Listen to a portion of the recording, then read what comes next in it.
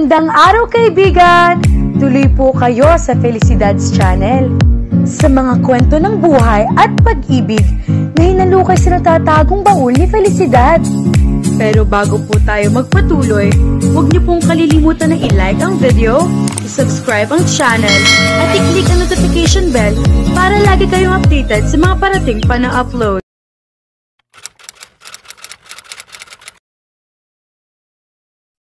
Nagtungo na sina Jade sa cocktail party na sinasabi ni Alan. Tahimik lamang ito habang nagmamaneho at seryoso ang mukha na nakatutok ito sa daan na parang may malalim itong iniisip. Inisip na lamang niyang maaaring tungkol sa party iyon na dadaluhan nila o kung sino mang gusto nitong makita roon. Malamang na may kinalaman iyon sa negosyo kaya importanteng maisama siya nito. Noong malapit na sila sa lugar, binuksan niya ang kanyang bag at hinanap niya ang recorder. Inilabas niya iyon. Hindi mo kakailangan yon. Okay. Ang gagawin mo lang, manatili ka sa tabi ko pagdating natin doon hanggang sa umalis tayo. Naintindihan mo? Iko-commit ko sa isip ko lahat ng maririnig ko. Subukan mong huwag. Maniwala ka sa akin, hindi mo magugustuhan silang lahat. Kinabahan siya sa sinabi nito at nagkahinala. Pagtitipon ba ng pamilya ang cocktail party na ito? Kaibigan ng pamilya? Hindi pagtitipon ng pamilya ngunit may mga pamilya din doon. Kaibigang matalik ng pamilya ni Senator Lacorte kaya hindi ako pwedeng hindi umattend para sa aming dalawa ni Alona. At naroroon si Mrs. Ho? Yup. So, bakit ako isasama mo? Dahil wala akong ibang mahagilap na maisama sa maikling oras na ibinigay nila sa akin. Tingnan mo Jade, ligtas ka dito. May pagkamataray nga si tita ngunit siya ay karaniwang sibil kapag maraming tao. Niligawan ako noon ni Joshua at binasad ko siya.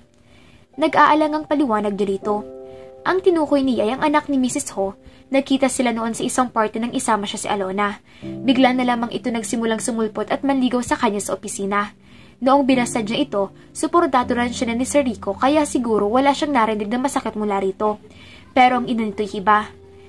Hindi ko alam kung bakit nagalit sa akin ang tita mo. Kung dahil ba sa niligawan ako ng anak niya o dahil sa hindi siya makapaniwala na ire-reject ng isang tulad ko lang ang kanyang uniko iho. Mula noon, sa tuwing dadalaw siya sa daddy mo sa office, kung tratuhin niya ako'y para lang akong isang malngaon furniture doon.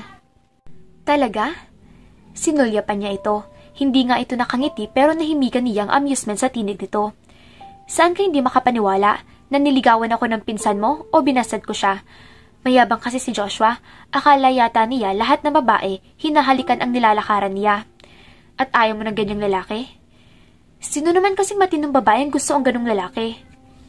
Minaobra na nito paliko ang sasakyan sa kanto ang tumbok ay harap ng gate ng isang eksklusibong subdivision.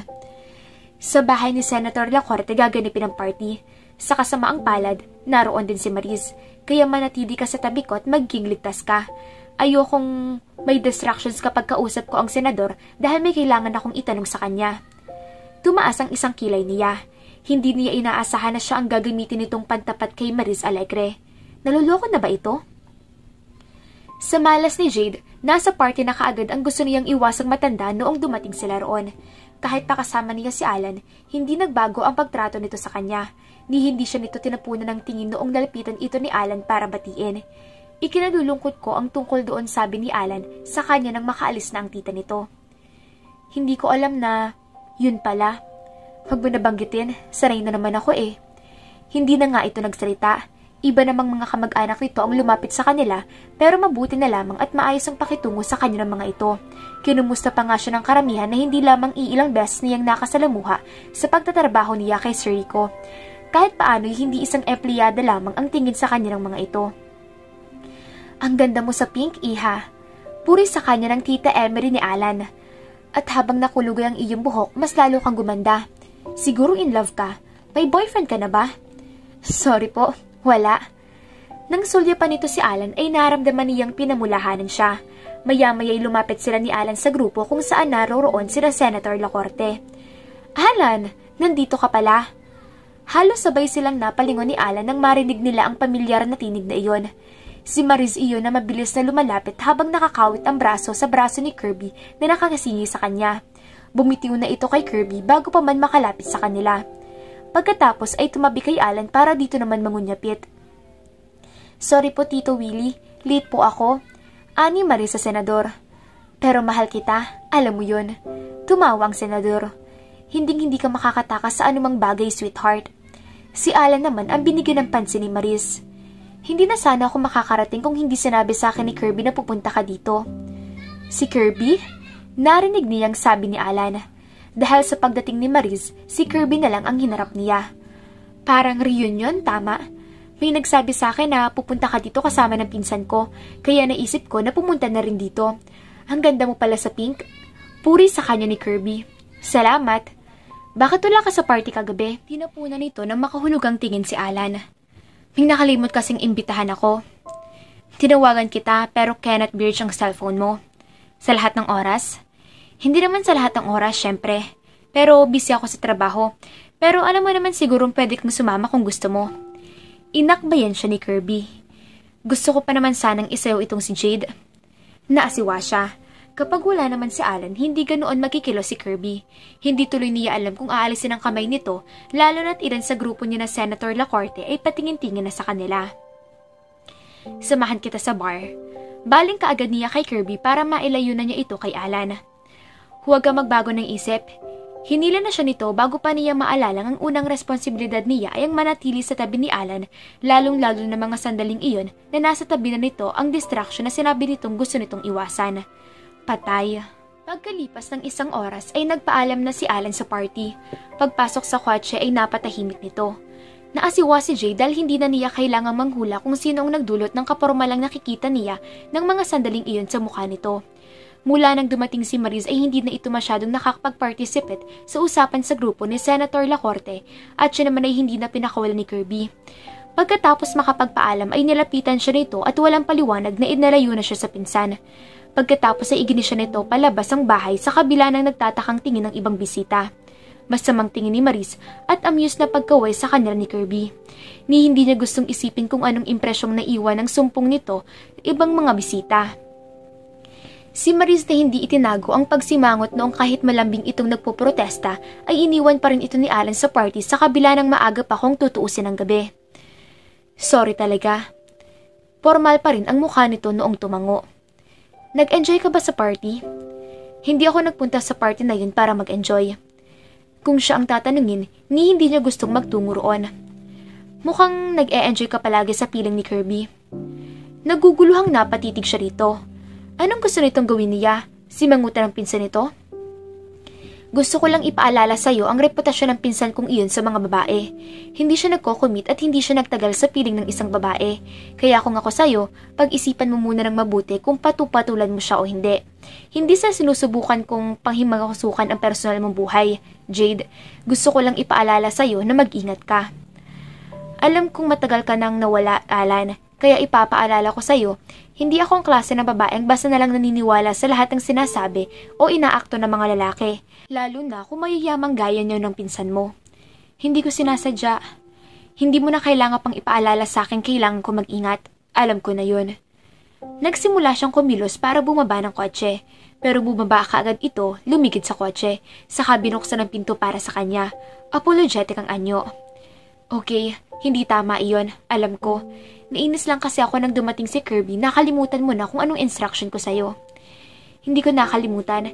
Hindi ko lang alam kung ano ang problema ninyong magpinsan. Napapansin ako ng iba kaya inalayo ko si Kirby. Isa pa, si Maris. Isa pa iyon, pinasingit mo siya. Hindi ko siya pinasingit, no? Basta lang siya sumingit sa pagitan natin dalawa. Nakita mo naman kung anong nangyari, hindi ba? Ano naman ang gusto mong gawin ko? Kumapit sa'yo na gaya ng ginawa niya? Na bumulupot ako sa'yo? Eh di ano na lang iisipin ng mga makakakita sa akin? Pero wala kang ganong problema nung pinakikipagtawanan ka kay Kirby. Hindi lang ako ang tumatawa sa mga sinasabi ni Kirby. Bakit parang ako lang ang may kasalanan? Dahil ba ako lang sa grupo ron kanina ang hindi nagmula sa mayamang pamilya? Jade, hindi naman sa ganun. E anong gusto mong palabasin? Hindi kita maintindihan. Bakit kapag si Kirby, ibang pakitungo mo? Kung kausapin mo siya para kayo matagal ng magkaibigan, samantalang halos sa bahay ka na namin tumira. Best friend mong kapatid ko, at malapit ka sa puso ni Daddy. Hindi ko maalala kung anong maaaring nagawa kong masama para mailang ka ng ganun sa akin.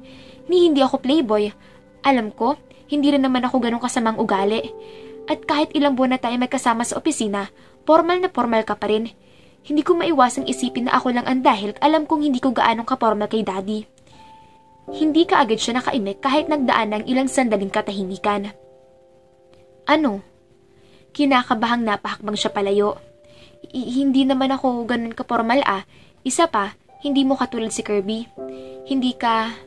Sinasabi mo bang hindi mo ako gusto? Hindi sa ganon. Hindi lang kasi pareho ang reaksyon ko sa inyong dalawa. Kasi nga, magkaiba kayong tao. Bakit ba bigla ito nagdedema ng mga ganung tanong? Gaya na lang ngayon, ni hindi mo ako in-invite sa birthday party mo bukas. Ha? Hindi ko alam na gusto mong pumunta. Minsan, hindi ko talaga maiwasang mag-isip. Kahit man lang sana pabalat mo nga, inimbita mo ko. Kung iisipin, kahit kailan, hindi mo ko naimbita sa kahit anong okasyong meron sa bahay nyo. Akala mo ba, snub ako? Hindi. Sige, ini-invite kita bukas sa party ko kung talagang gusto mong pumunta. Umiling-iling ito. Parang pilit na pilit Napangiti siya. Hindi ko naman kasi ma-imagine kung anong pwedeng makakuha ng interest mo sa party ko. Ang mas masahol pa na maaring mangyari ay ang pagkaguluhan ka ng mga kaibigan ni Inay na invited niya sa party. Mukhang nag-enjoy si Alona sa kanila. Iba siya. At ano nga bang kaibahan ko kay Alona? Gusto mong sabihin ko isa-isa mga dahilan? Sir, pasensya ka na talaga. Pasensya kung na-offend kita pero hindi ko talaga sinasadya. Kung gusto mo talagang pumunta sa party ko bukas, welcome na welcome ka. Ikinararangal ko na makapunta. Pinarangalan. Bumuntong hininga. Bakit paramdam ko, hindi mo ginagamit ang salitang iyon kay Alona o Kirby? Sir, kasi nga, boss kita. Oh well, sa palagay ko, dapat ako magpasalamat na naimbita naman ako kahit paano. Kung gusto nyo, akit muna kayo at magkape sandali. Kaya lang, instant coffee lang ang available sa kusina namin. Salamat. I will.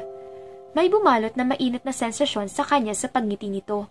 At parang hindi nito mahalata ayon, binuksan na niya ang gate para makapasok na ito sa loob.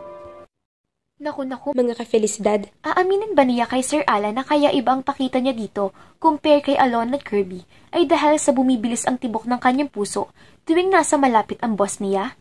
Abangan!